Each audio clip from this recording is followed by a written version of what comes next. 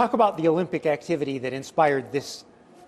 So this one is called a medicine ball V-up. It's a core exercise, and it was inspired by the diving team, where they need core strength to be able to not only jump off the diving board, but also do all of their aerial moves and then make a minimal splash as possible when they're going into the water. So what are we going to do here? Describe it as you're doing it. So what we're going to do is you can choose a medicine ball of your choice. We're going to lift it overhead and coordinating our arms and our legs, and we're going to bring the medicine ball up and then control it all the way back down. Okay, so slow release. Slow and controlled. You don't want gravity just to bring it back down for you. Okay, and so how many reps would you recommend? So for this one, you could do, I like to say like 8 to 10 reps at a time. You can do 2 sets of that. If it's difficult and challenging to control your core, then drop down the number of sets that you would do. Excellent. And is there a weight on these medicine balls? So this one here is an 8-pound weight. You can do whatever one allows you to have good form, but is still challenging for you. Okay, excellent. All right. Okay, so let's talk about the next activity and what inspired it. So the next activity is mountain climbers in a tall plank position. This can mimic that starting position that track athletes use when they're going from the starting blocks and then taking off into their sprint. So we're working on our core strength and control, making sure we don't have too much pelvic rotation while we're doing it, which is essential to sprinters. Okay, go ahead. So you're going to be in the tall plank position, and the goal is to drive your knee up, nice and controlled, and then you want to go as quickly as possible.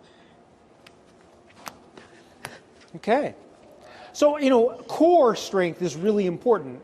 Yes. And so a lot of these exercises really do speak to the core strength and, I guess, a universal need for that. Yes, absolutely. And being able to control the core. It's more than just having six-pack abs. You want to be able to control the movement with it so you're not compensating elsewhere. Excellent. And for anybody watching this, you make this look fairly easy because you are very fit. Thank you. So for people who are less fit, I guess describe how much latitude they should give themselves. Sure. So if all you focus on to begin with is your form, making sure you're doing it correctly, that's the most important thing. If you're a novice to exercising, just give yourself a lot of grace. You're not going to get it the first time, and that's okay. As long as you keep working through it, working on your posture, you'll gradually get better. Keep at it, and then you can add your resistance and challenging yourself from there. But maintaining your form is really important so that you avoid injuries and get the most out of the exercise. Yeah, absolutely. So you want to make sure that you don't have pain when you're done.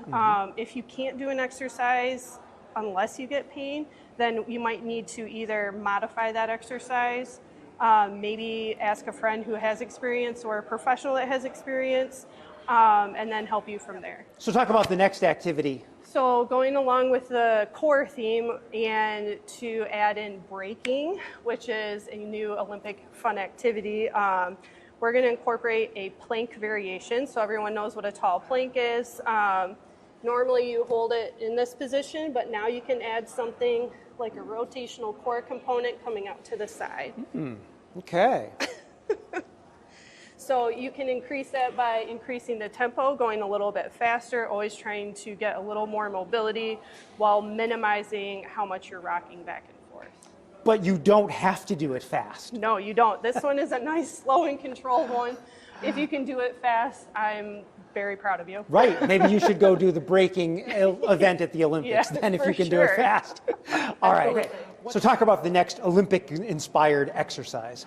So the next one is a reverse fly, but instead of doing it on a bench, we're going to do it standing and bent over.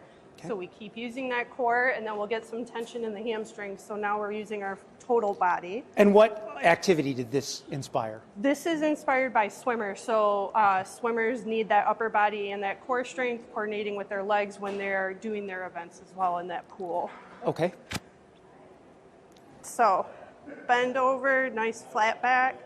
And then you're going to bring the dumbbells out and then come back down nice and slow. You don't want to just drop them down. That's kind of cheating with gravity helping you out. So you need to resist it on the way back down. Okay.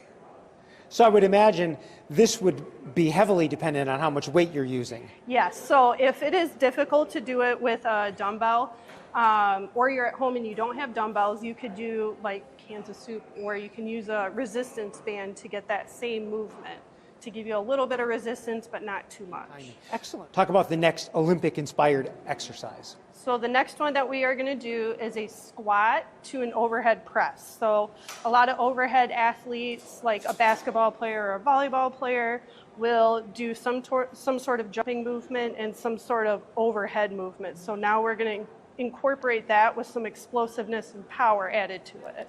Okay, go ahead. Show me what you got. So you're going to squat down, keep your core engaged and your back nice and flat, and you're going to come up and press the dumbbell overhead. And do you do that, how many reps on each side, or?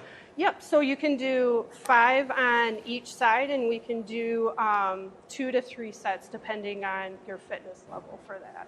So the key for this one is you're going down nice, slow, and controlled, and when you pull up, you're pressing and you're trying to be explosive.